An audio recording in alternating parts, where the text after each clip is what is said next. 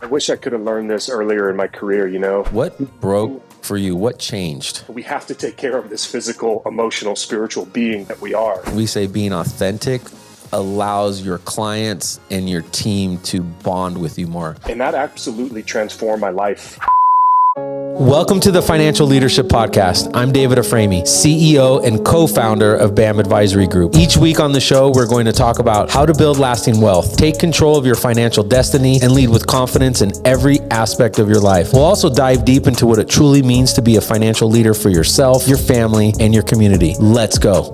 Today, we're talking with Colby Knepp, founder and owner of Old Town Athlete in Arvada. Colby is also a friend and a mentor to myself. And listen, Colby just isn't your average strength coach. He's a men's health coach and someone who's doing real work in the community to help people rebuild how they operate, not just physically, but mentally and emotionally too. His story isn't just about fitness. It's about hitting burnout, walking away from a job that didn't feel right, and reshaping his life through adversity. And think less about this podcast being a Q&A. It's more just about a real conversation. If you've ever felt like something had to change in your life, but you didn't know how to start, this episode is just for you. Colby's going to share the shifts that he made, the beliefs he had to unlearn, and why your health and energy isn't a side note to leadership. It's a foundation so that you can buy more time in your life. Let's get into it. All right, super excited. We've got Colby Knepp on the show. Colby isn't your typical type of trainer. First of all, he's a friend. He's my trainer. He's a leader in his community, with his family, with his business. He's a men's health coach and he founded Old Town Athlete. But what he actually does is he helps people rebuild around how they operate, not just physically, but mentally and emotionally. His story is a mix of behavior change, burnout, business growth, and becoming a leaner through adversity. And if you follow the show, the Financial Leadership Podcast is just not about your finances. It's about being a leader in all aspects of your life. And we have an opportunity to bring someone in that I think exemplifies that through their core values and their actions. Super excited to have Colby because I think, Colby runs his own business. So he's an entrepreneur, he's a father, he's a husband, he's a coach, he's a mentor. And it's tough. So we really just want to spend some time and getting to know Colby and hear his story. Well, happy Friday, man. How are you? Yeah, I'm doing great, man. Thank you so much. I've been looking forward to this for weeks. I know this has been in the works, so thank you for the opportunity. I am having a great day. It's cold today. You never know what you're going to get in April, but here we are. Yeah, man. And thanks for making the time. I know you're busy with life and business, so we just want to get right into it. So, You said this a while ago along your journey. We really want to know about you and your journey. You said, I hit a point in my life back in October 2017. I was 240 pounds, working a job I didn't like. I was out of coaching and you were burnt out. If you could take the audience back to that moment in 2017, what broke for you? What changed? Man. Oh, we're just starting strong. Let's go, Dave. All right. 2017. I just had my first son, Hayes. He was about maybe coming up on a year. Prior to this, I was playing high-level rugby. I was very active. I was engaged in a fitness career, but in the weight of life, I think I just had kind of put myself on the back burner. And I did not really know enough yet about adulting or living or leading to think of myself as a leader, A, of myself, or B, of my family. And so I'm already a little bit of a larger human. I'm 6'2", 220, but me pushing 245 was not good weight. It was very unhealthy. I was stress eating. I was drinking very often. I was coping with, marijuana, pornography, some of these other things. And ultimately, I kind of had to have a man in the mirror moment of like, hey, man, this doesn't solve any of the problems. You got to actually address some of the stuff that you're not addressing. And yeah, dude, 2018, shortly following that, I joined a men's group. I did a kind of a rite of passage into manhood, if you will. It's something in our society maybe we could talk about. A lot of young men really don't have a rite of passage into manhood. And that absolutely transformed my life. I'm more than happy to go down that route. But coming away from that men's retreat, I felt empowered. I had been able to close some open loops, some I don't know if I want to use the word trauma. I don't use that word lightly, but some garbage, if you will, that I hadn't actually processed emotionally. And, coming back from that weekend, man, I came back a renewed man with some hope and some spirit.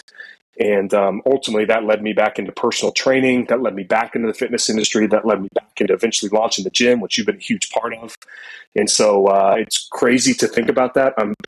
You did your research, bro. That's awesome. Dove into that. No, we've the team really is really prepared. And you said some things I'd like to expand on, if that's okay for you. Sure. If that's okay with you. You said that you put yourself on the back burner.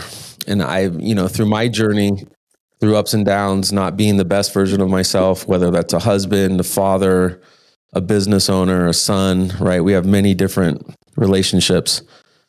I've gotten to the point now where I believe, and I'd like you to touch up on this, when you put yourself first, I don't think that's selfish, because I think the best version that you are, you can actually be a better husband to Ashley, a better father to Hayes and Sam, a better leader to your team, your trainers, and then a better coach for your clients. You want to talk about like that shift from going, hey, I put myself on the back burner, wasn't taking care of herself. And it sounds like through the last, from 2018 now, 6 years, you kind of maybe put yourself first. We can't do it all the time, right? But when you've done it, how much better version Colby Knepp is today than he was a while ago.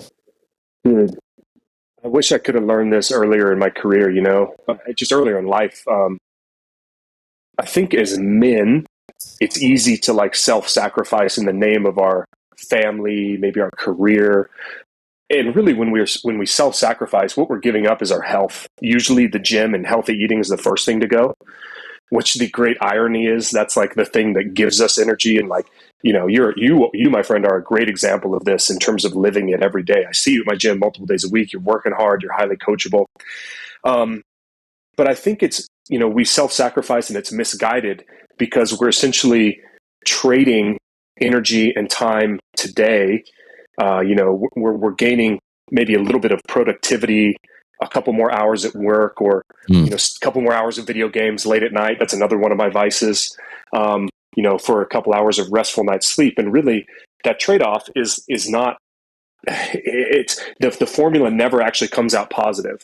When you're burning the candle from both ends and you're sleeping like crap and you're drinking and you're not really taking care of yourself, we all have a body. We have to take care of this physical, emotional, spiritual being that we are.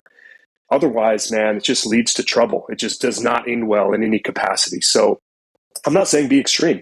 You don't have to work out twice a day and weigh and measure all your meals and, be an absolute nut. But, a couple days of hard exercise is good. It's really good. Having some mindfulness around junk food consumption and alcohol consumption is like probably a good thing to be mindful of. So, for me, man, the breaking point essentially was, this is not who I am. I'm very depressed. I feel like a shell of myself, and that's not who I want to be. And so I had to really learn that you're totally correct. Prioritizing yourself is not selfless. You can't pour from an empty cup. You and I both are in a service industry. If you show up with a bad energy, shitty mood, and you're resentful, what are you doing? You're in the wrong industry, man. You can't do that. You got to show up with energy and positivity, and especially in a service-based industry like ours.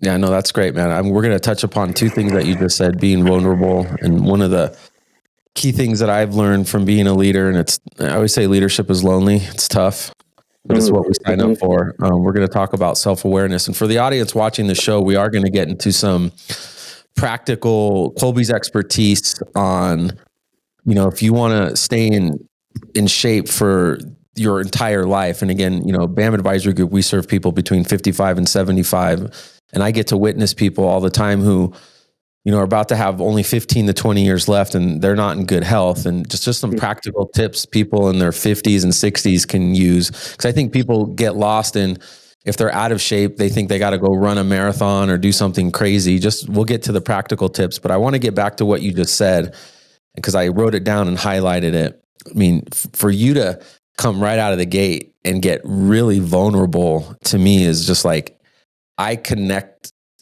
with that. And, I'm 53. I grew up in an era, especially during work, where if you were a man and being vulnerable, you were looked at as being soft, weak, not masculine. And then what I know about leadership today, and again, you said something great. I wish I would have known this 20 years ago. I'd probably have a company of, 10,000 people.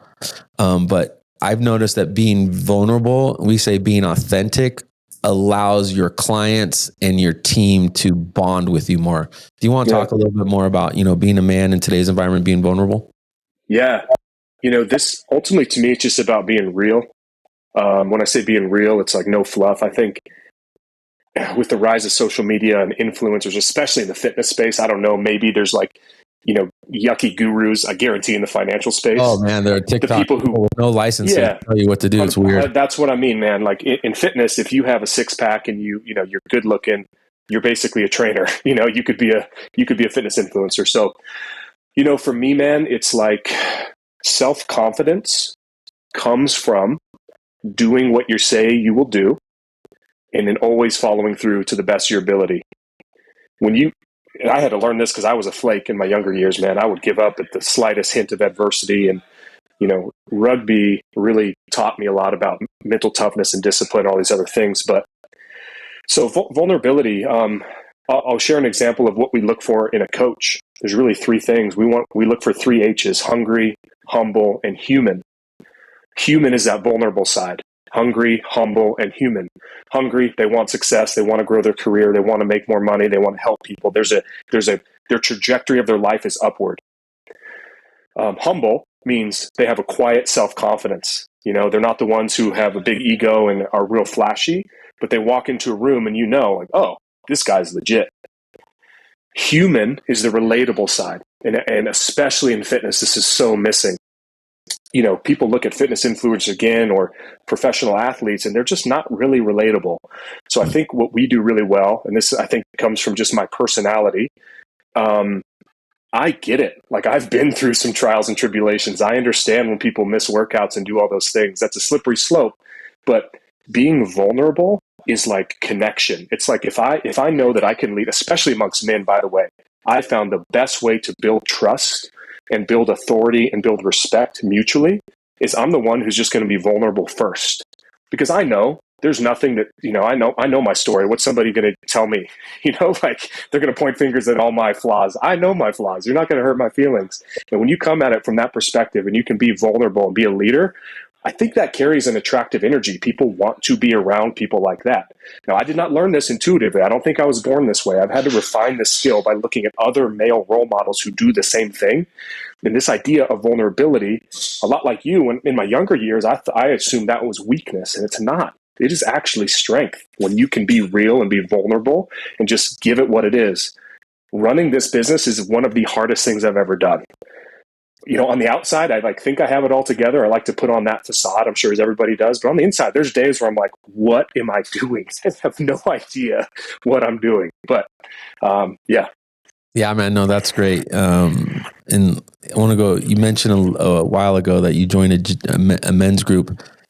Because I agree with you, younger males, we're not here to say males, females have it better or worse, but we're just talking about younger males and their challenges. And I have 2 young males. And one of the reasons why I respect the hell out of you, and we can go back a little bit. I met Colby originally when I was doing CrossFit. He was a CrossFit coach, and we just gravitated towards Colby's personality, how he connected, you just tell like good. I believe in life, you attract who you are, not what you want. So you're right. And then Jordan, my youngest son, we got into CrossFit the same time he did. And, Colby was always one of our favorite coaches, and Colby left. And then I went and did some personal training with him. And then you opened Old Town Athlete in Arvada. How long ago, Colby? January 6th, 2022. 2022. So you just celebrated your 30-year anniversary. Congratulations, man. Yeah, thanks, opening your own business, being an entrepreneur is probably the craziest, hardest thing ever to do. So welcome to the club for 3 years, man. Oh, bro. But you've been everybody in that room probably knows. Yeah. Yeah, no, for sure. You've been a huge influence on my oldest son, Jordan, just a hardworking kid, gets it all from his mom and his dad. But he gets all the good parts from his mom. Jordan is studying to be a physical therapist. He's all about the body, kinesiology, how to move. We talk a little bit more about like when you said, hey, younger males especially have it, there's a different type of challenge for them. And if you look at like Jordan's 23, and I can see some of those challenges, right? Because the way I look at being a male, if you can't either provide, AKA make a lot of money, what is the true value that you have to society? So kind of explain a little bit about the men's group kind of helped you in like, in your journey. That was profound. Do you remember Chance Thoreau from Verve? Absolutely. Yeah. Chance was my mentor, and he was doing it pro bono, basically like, hey man, I like you. Let's meet for coffee every so often and we'll just work through life. And at first I was hesitant. I was like, what's this guy trying to sell me? Well, he's trying to sell me a better life, not actual financial transaction, but he's like, hey man, I know there's something better for you. So that was, outside of my dad and maybe some sport coaches, Chance was one of the big male mentors that I had. And the group that I did the men's retreat with is called the Mankind Project. And I did the New Warrior Training Adventure. So in college rugby, initiation looked like getting wasted drunk, doing streaking around the campus as freshmen. We were forced to by the upperclassmen, and that was initiation. And yeah, sure, when you're 18, that's hilarious and fun. That's learning nothing about trauma and emotions and moods and, shadow work. Shadow work is like this idea that we have sides of our personality that we like to hide. We don't want people to see. And getting in touch with your shadow and understanding what that is, knowing this is the power. So it was profound for me, man. I mean, I left that weekend no insecurity of my body. I went into the weekend like very insecure, very like, oh gosh, like competitive, just being around other men, to being able to have like such a healthy, normal, non-competitive like space around other dudes. And that to me is like such a freeing thing. There may be some females listening to this, like, what is he even talking about? But amongst men, that's a thing. It's like, there's always a hierarchy. There's always a status. And to get out of that weekend and have body dysmorphia essentially gone. I'm like, well, my body didn't change. So what is that about? That was really crazy. But just to close some loops in my life, man, like I had some stuff around my parents and how they raised me that I didn't even realize I was like holding on to in a real negative sense that was dragging me down.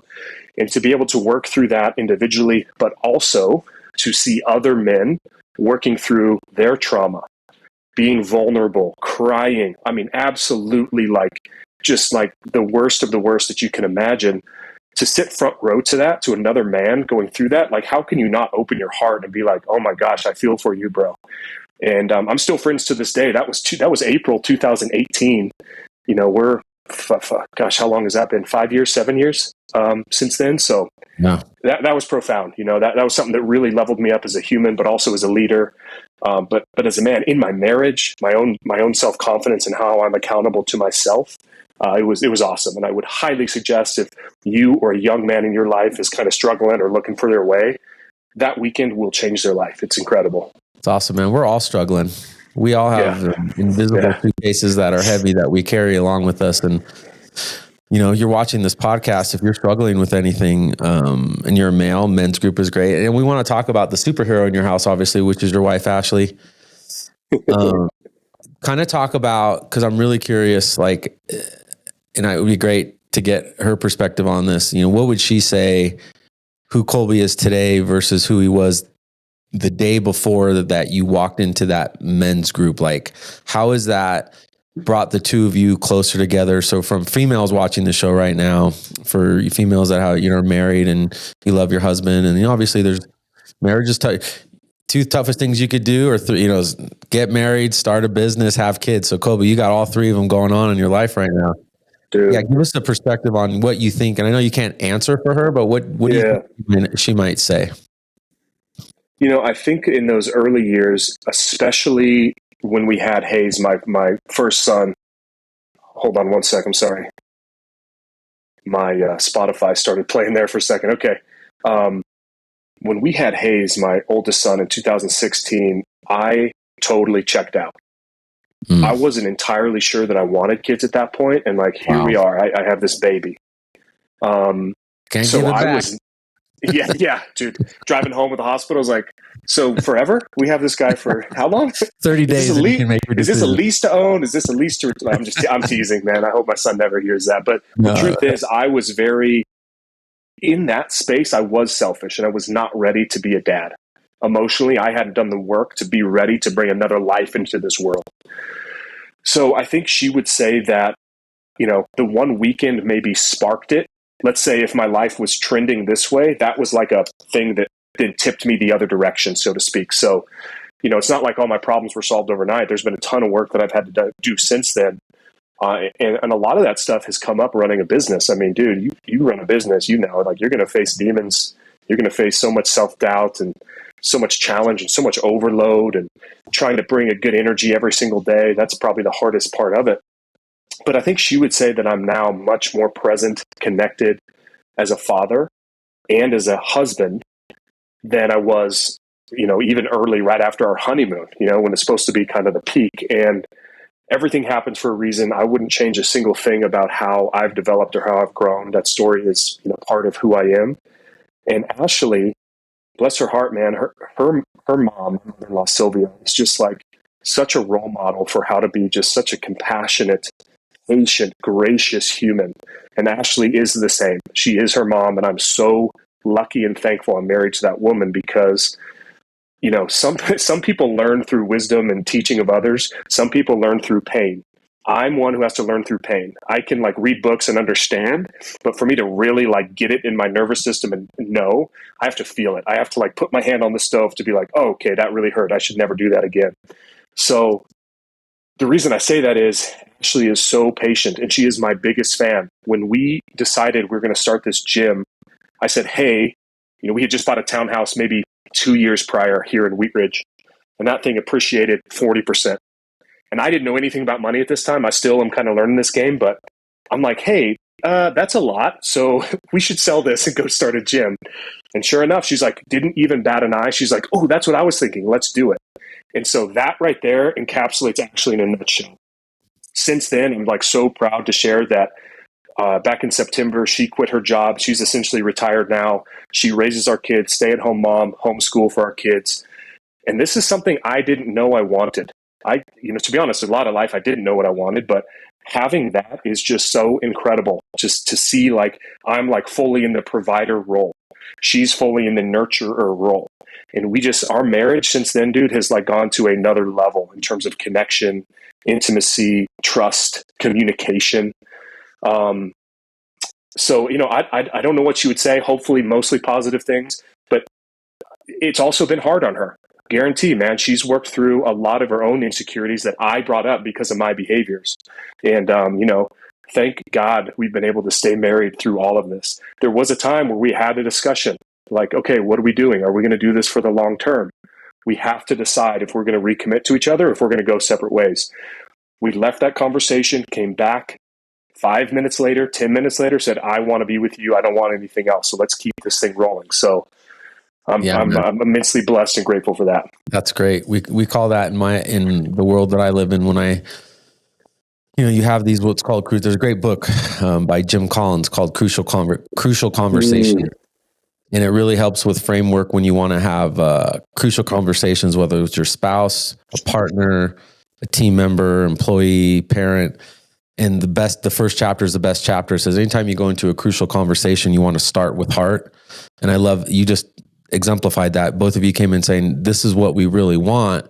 And you start with heart. That's your intention. And that kind of leads you through all the tough times. That's great, man. Thanks for sharing. Love that, man. Yeah. I know a while ago you started doing, you obviously, we're going to get here in a few minutes. We're going to get into your business, your methodology, how you do your training. Question I want to answer for the audience is, why is the fitness industry, just like I say, the financial industry's got it all wrong. I've got some examples I could make. But I think you've got it right with your, hey, you come in 2 days a week or 3 days a week, and it's all you really need to do. Be mindful of some eating, things like that. It's not that people have to go train for the Olympics to get in shape. I'm in the best shape I've ever been in the last 6 or 7 years, and I was doing CrossFit 5 days a week just because I bought into your methodology, and I go for walks and I eat good. But you did jiu-jitsu a while ago. What was the reason why you wanted to get out of the gym lifting weights, do jiu-jitsu, number one? Number two, what are some of like core principle values that jiu-jitsu has taught you? Because I know I have some clients that are, jiu-jitsu trainers, and they have like the best mindset. They're the greatest guys I know. Kind of take me through that journey. What prompted it was I was searching. I love physical expression. I love moving my body and being an athlete. And rugby is a young man's game, and I could not continue to play rugby anymore. And so I saw the writing on the wall. I got into CrossFit for a few years, started coaching it because I loved it so much. And let me see here. When I got into jiu-jitsu, I had just hit some all-time records on my lifts. Like my bench, squat, and deadlift were really big, and my body hurt. My joints hurt. I did not feel very good. I was stiff, and I didn't really move super well, and I wasn't in awesome shape. I was strong, but not in great shape, fitness-wise. And I was introduced to the idea of jiu-jitsu through everybody's favorite Joe Rogan. I heard about it on a podcast. I was like, okay. Tertiarily, I heard it in my world. And then one day, I ran into an old Verve member. I don't know if you remember Eddie Rodriguez from Verve. Yeah, Do you remember Eddie? Eddie was one of my favorite guys when I saw him. Yeah, same. And I ran into him at Hunter Bay Coffee here in Old Town. And he's like, hey, man, I've been thinking about starting jiu-jitsu. I was like, hey, man, me too. Let's go. So within a day or a week, we were both signed up, brand new white belts. And that was now, 6 years ago. I got my purple belt last May. I did have an injury. I appreciate that. That was a big milestone. And I feel like that's been a pattern of my life, by the way, is like I'll hit a high level of proficiency, and then I'm like, I'm done with that. I don't want to do that anymore. So that was really awesome. And in that, man, gosh, I thought that I was big and strong, could handle myself, until I was getting beat up by guys half my size, girls half my size, getting my arms ripped off, my legs, all this. I was like, okay. Wow. I was looking for a physical challenge. I wanted something to do that would really push me like physically, but I did not realize the emotional side of just committing to a really hard path and seeing it through. I was a blue belt for 4 years, and I tried to quit so many times in my head. But old Colby, 16 through 25, 28 maybe, would have quit. Old Colby would have been like, this is too hard. It's not for me. This version of Colby, me today, was like, nah, man, we're just going to see it through. I'm going to just go train and keep going. And it evolved. I mean, it started as technical skill development. It turned into stress relief and anger management. It turned into fun, hanging out with my friends. It evolved into, wow, this is a grind. This is so hard. And it's hard to describe the feeling of pure panic or terror when somebody bigger than you is pinning you to the ground and you cannot get up. You can't move. That is a very, very scary feeling. So to be able to work through that space in a safe way and learn how to negotiate that, how to actually get yourself into a better position and keep your calm. I mean, dude, that translates into everything. Now I'll like walk into an argument and my blood, my heart rate doesn't go up a beat. I'm like, this is nothing compared to some of the stresses that I've experienced in jiu-jitsu. And it's an incredible thing. There's a dark side to the sport. There's a negative side to the sport. It's not a panacea of beauty and expression. There's a lot of garbage in the sport. So if you're interested in that, just be mindful kind of what you're walking into. But I would very much recommend men and women learning basic self-defense. Your confidence is going to go through the roof just by doing hard things. So it's an awesome sport, 100%. Cool. All right, so let's kind of get in now to talking about, return of investment on health for leaders, entrepreneurs, decision makers. We'll tie this into kind of your methodology. What was the foundation for Old Town Athlete? What are you trying to teach people? Kind of your whole perspective on fitness now that you've been able to build your brand. So a couple quick questions that I want to get straight into the methodology of your practice. For leaders, entrepreneurs, decision makers. 2 questions. What's the ROI of getting healthy? And if someone ran their body like a business, what would the audit report say? ROI. Love that question. Exercise is one of the only things in life that will always give you a disproportionate return on the time you put into it. I love you that. will add more time, I don't know the number, in minutes per like lifespan than what you invest in time of minutes doing exercise. As an example, if I were to exercise or go on a walk for 30 minutes every day, I'm probably adding 3 hours to my life, 6 hours to my life. What is that exact number? So exercise is one of the only areas that you get a disproportionate return on your time for the time you invest in it, the time and the energy. So what that looks like for most people is you should probably be going on walks as much as you possibly can. We are literally built, created, and evolved to walk and to move and locomotion. And so if you're able to do that pain-free, it's something you can do forever. So if there's one place to start, I would just start there. It's about the mental reps, to be honest with you, about just like how hard is it to go make yourself walk for 15 minutes? It's not that hard. You can go do it twice a day if you really commit to it. Yeah. You said time, man. I mean, like for my clients, I could tie this right back into my business. When my clients come to us and retire 60, 65, time is the one resource that if they have millions of dollars, they can't take some of it and purchase it. So you're saying, hey, look, you don't need to go and do 1,000 burpees in the latter part of your life. But if you're saying, if you just went out and walked for 30 or 40 minutes, 3-4 times a day, you're going to add time and live longer and be able to travel more, see your kids and grandkids. Is that kind of what you're saying? 100%, man. And, to add to that, I bet your labs will improve by virtue of exercise. It's crazy, man. Like, if you can actually, I can back this up with data or whatever study, and somebody wants to see if they need that validation, but like the effect size of longevity of, let's say, exercise versus any other longevity drug or hack or anything, just like adequate water, good sleep, and daily exercise is like the thing that's going to make you 90% of the way there. It's just the effect size of just doing exercise is insane. We don't fully understand it yet in terms of our knowledge of what it's doing in our body, but it's like one of the best things you could ever do for yourself ever, period. It's just so crazy. I'm grateful for my dad who put this into my brain as a young age. We'd be driving in the car. He'd see somebody running. He'd say, hey, what's that guy doing? And his whole thing was, they're paying the price. They're paying the price. They're paying the price. And that was hammered into me in a loving way to where now, I mean, God, I'm a fitness professional. I do this stuff for a living. So, man, especially for folks who are retired, they probably don't just want to sit on their couch all day. They probably want to travel and experience new cultures and experience new food and see their grandkids. Daily walks, strength training roughly every, twice a week, 3 days a week. And I say strength training, just think like movement training with load. That right there, man, good sleep, avoiding alcohol.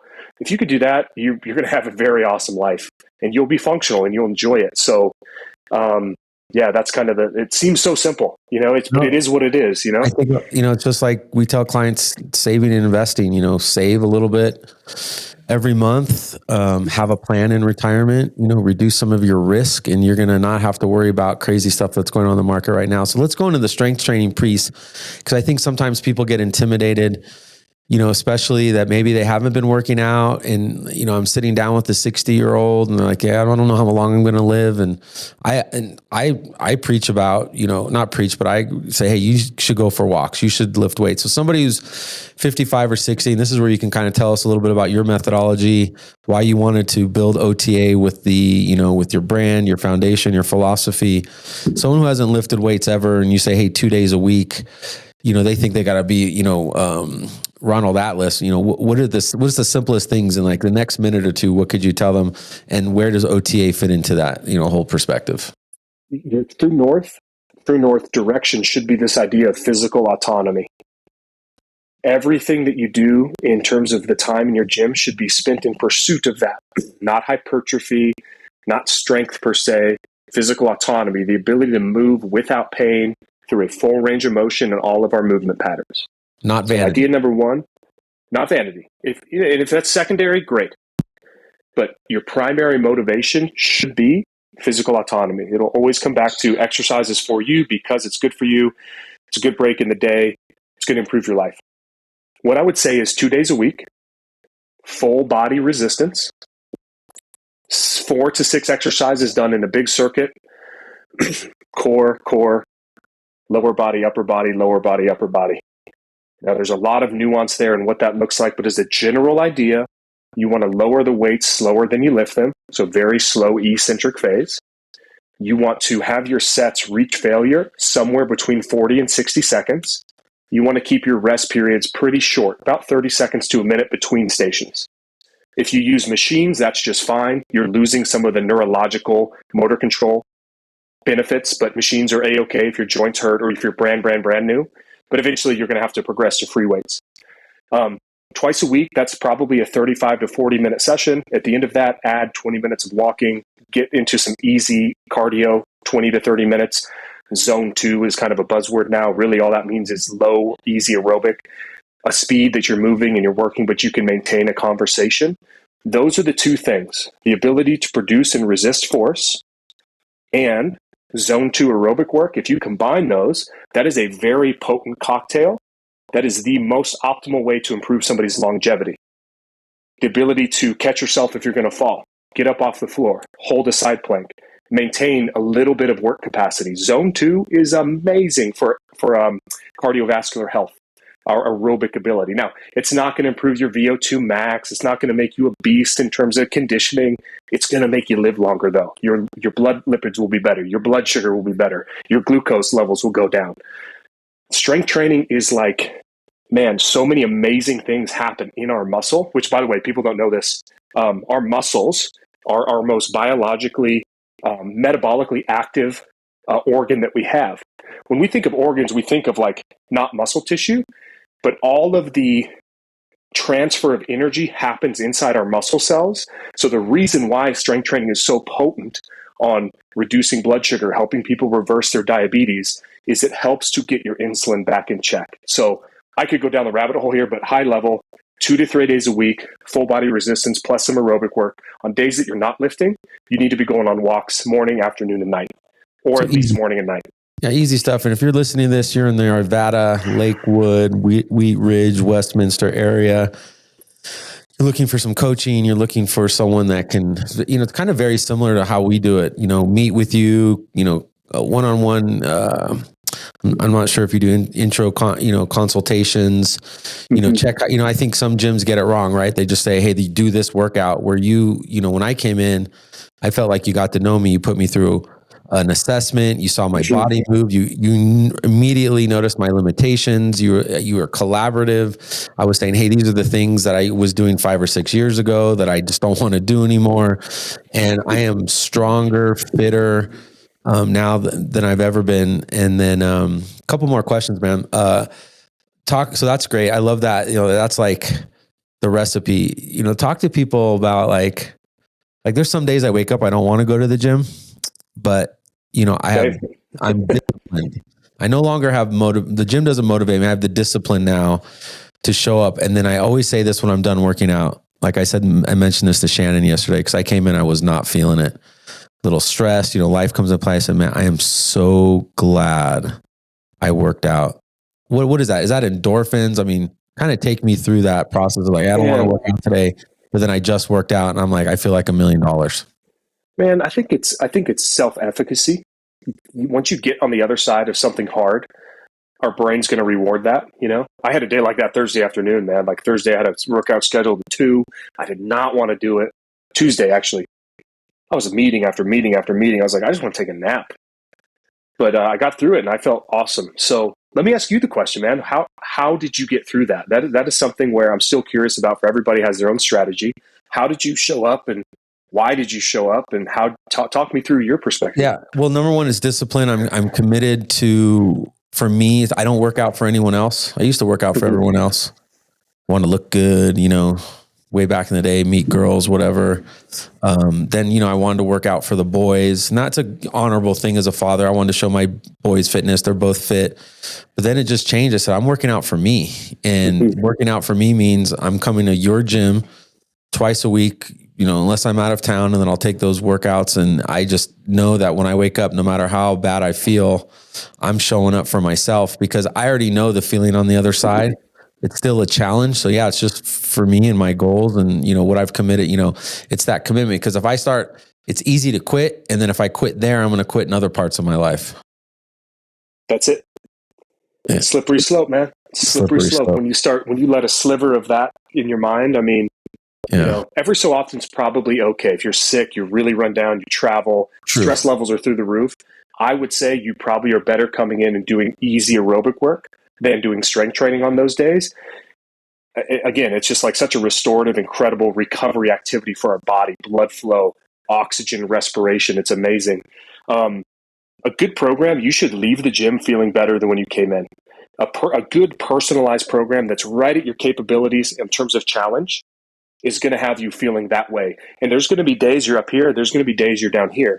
A good coach and honestly some self-intuition and honesty would be like, man, I am really tired today. My joints kind of hurt. Maybe some just restorative, easy stuff would feel great. You're still checking the box. You're still keeping the commitment to yourself. The idea of self-confidence I shared earlier, which is like just doing the things you tell yourself you're going to do. That's like the biggest hack I could share. Just do the stuff you tell yourself you're going to do and honor that. Like that is such an important commitment. Yes. I'm doing 75 hard right now, and I'm not an Andy Frisella hard on. Like I never thought I would do this. I'm 12 days in, and I'm like, this is an amazing lifestyle. I see why he picked the things that he did. Twice a day exercise, lots of water, follow a diet, no alcohol, no cheats. 4 or 5 times, I'm like, man, I would love a beer, but I'm okay. I'm going to sort through this. Awesome, man. All right. I got one more question for you. Colby, I really appreciate your time. Yeah. I got a few minutes, man. We're good. We'll keep it rolling here. Okay, I feel like we could do this for an hour easy or an extra 30, 45 minutes. But I got one question for you. At BAM Advisory Group, people know that we do high-level financial planning and investment, but what we're known for at BAM Advisory Group is protecting what's priceless for our clients. If I say, hey, Colby, what is protecting what's priceless for Colby? How would you answer that? What does that mean to you? Man, that's a great question. Protecting what's priceless to me, that means my state of mind. I know that when I show up in like my most powerful, fullest, recovered, healthiest form, which starts in here, I can give and I can change my community. I also know that when I'm in a negative headspace, when I'm depressed, when I'm not really taking care of myself, when I'm going to old coping patterns, I'm not going to show up for myself the way that I want to, but for my wife, for my kids, for my coaches, for my clients. I have a lot at stake. There's a lot of people in my life who depend on me to show up a certain way. And it's very important to me that I keep my mind and my state of mind in a really strong, high energy place, high vibration place, more or less. I don't know how to exactly describe that, but I don't have time for negative people. I don't have time for people who complain and see the worst in situations. I just don't even let myself go there in those conversations. I will walk away from a conversation and start going that way. And I've had to learn not to commiserate with those individuals. So, for me, I think the essence of my life begins with my own self-perception of how I'm showing up in the world and the energy that I'm bringing to my interactions. Yeah, man, you've made a difference in my life, difference in Jordan's life. Again, if you're watching this, you're in the Arvada, Lakewood, Westminster, Wheat Ridge, Broomfield area, you're looking for some personalized coaching, you want to get in shape, do it slow, do it right, go see my friend Colby Knepp, Old Town Athlete. Colby, thank you so much. Happy Friday to you. I got one more thing to say, man. Dave, I want to hype you for a second, if that's okay, man. You are a leader to me, bro. You're a role model for me. I see you showing up every day, and I see you leading your team, and I see the energy you bring, and I see your consistency in the gym, and it inspires me. I just want you to know, bro, the feeling is mutual. Thank you so much for the opportunity. You're awesome, bro. You got great young men in your life, so you're doing a good job. Man. Thank you for being my coach and my mentor as well. We love you, man. So, hey, I'll see you next Tuesday. Have a great weekend. Keep impacting lives, and we'll talk soon. All right, brother. Talk to you soon. Thanks for everything. Once again, this is David Afraimi, co-founder and CEO of BAM Advisory Group, also a licensed investment advisor representative. If you would like to see how we help our clients protect what's priceless, how we've helped our clients for the past 25 years, please visit our website at www.bamadvisorygroup.com and schedule a no-cost, no-obligation meeting with one of our advisors. If you're enjoying the content and you're enjoying the show, please like and subscribe. Thanks again, and we'll talk with you soon.